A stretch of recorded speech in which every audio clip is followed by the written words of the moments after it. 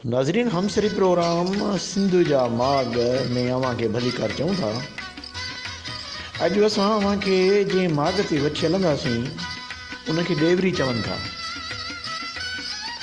हीउ हैदराबाद जे इसरा इस्पताल खां मीरपुर ख़ासि बाईपास रोड जे वेझो आहे। हिन खे ॾेवरी इन करे चयो थो वञे जो हिते अंग्रेज़ फ़ौज जा सिपाही ऐं ऑफिसर दफ़न थियल आहिनि ऐं उन्हनि मथां टावर नमूने यादगार ठहियलु आहे। संस्कृत ॿोलीअ में ॾेवरी कंहिं दफ़न थियल माण्हुनि जे मथां ठहियल चबूतरो या यादगार खे चयो वेंदो आहे। असां अॼु बि प्रोफेसर सनाउल्लाह सुमरो साहब खे तकलीफ़ ॾेई पाण सां गॾु वठी वियासीं त जीअं उन खां तारीख़ी माग बाबति ॼाण हासिलु करियूं। संदन महिरबानी जो उहे असां सां गॾु हलिया। ॾेवरी जॾहिं अंग्रेज़ ऐं मीरनि जी जंग लॻी हुई फरवरी 1843 में, त जेके अंग्रेज़ ऑफिसर या अंग्रेज़ सिपाही उन जंग में मारिया विया जोधनि खां, ऐं पोइ मीर फ़ौजदार जेको तोपखाने जो इंचार्ज हुयो मीरनि जी तरफ़ खां, उहो जॾहिं गद्दारी करे ऐं अंग्रेज़नि सां गॾिजी पंहिंजी असले खे तबाह करायो,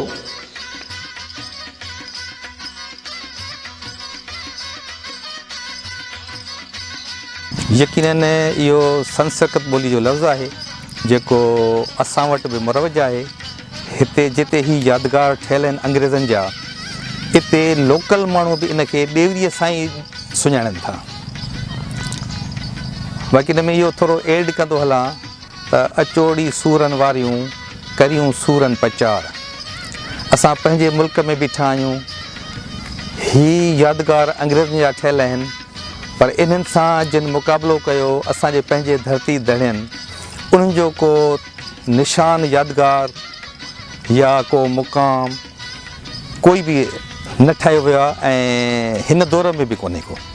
पंहिंजे मुल्क जी तारीख़ यकीनन ॿारनि खे पढ़ाई वञे, ऐं जेकॾहिं फॉर्मल जेकॾहिं असांजे टेक्स्ट बुकनि में नाहे त उस्तादनि ते फ़र्ज़ु थो थिए, बाशऊर उस्तादनि ते फ़र्ज़ु थो थिए त इनफॉर्मल ॿारनि खे तइलीम ॾियनि। हा, जेसिताईं हिन जंग जो तालुक़ु आहे त जनरल होशममन जो सबक़ु मूंखे यादि आहे त कंहिं प्राइमरी जे कंहिं किताब में आहे, जॾहिं ॿारु अञा मासूम आहे ऐं उनखे पूरी यादगिरी न आहे। इहा तारीख़, इहे लेसन असांखे सेकेंडरी लेवल ते या कॉलेज लेवल ते पढ़ाया वञनि, ताकी ॿारु मेच्योर थिए ऐं पोइ उनखे इहो बि अहसासु थिए त असांजो मुल्क, असांजी धरती ऐं असीं छा आहियूं ऐं कीअं असांजे पोयरनि जानियूं ॾिनियूं ऐं असांजे मथां कहिड़ा कहिड़ा फ़र्ज़ था आयद थियनि त जीअं असां पंहिंजी धरतीअ जो बचाव कयूं ऐं अॻिते बि असां वधंदा हलूं। साईं, असां वटि मीर साहिबान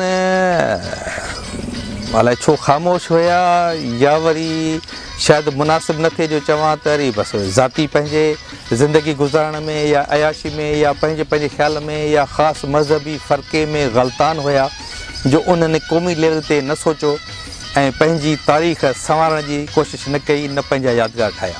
हीउ यादगार मियाणी फॉरेस्ट जे विच में आहे ऐं ॾाढो ख़ूबसूरत मंज़र आहे। कुझु वक़्तु पहिरीं इहे ज़मीनूं ॾाढनि मुड़ुसनि ऐं वॾेरनि जे हथ में हुयूं, पर सुप्रीम कोर्ट जे फ़ैसिले खां पोइ फॉरेस्ट खाते वापसि वठी ऐं हुते ही ख़ूबसूरत बबूरनि जा वण लॻाया आहिनि। ऐं तव्हां ॾिसो पिया त हिते जेके बकरियुनि जा धण आहिनि उहे हलनि था पिया ऐं हिन इलाइक़े जे ख़ूबसूरती खे वधाइनि था।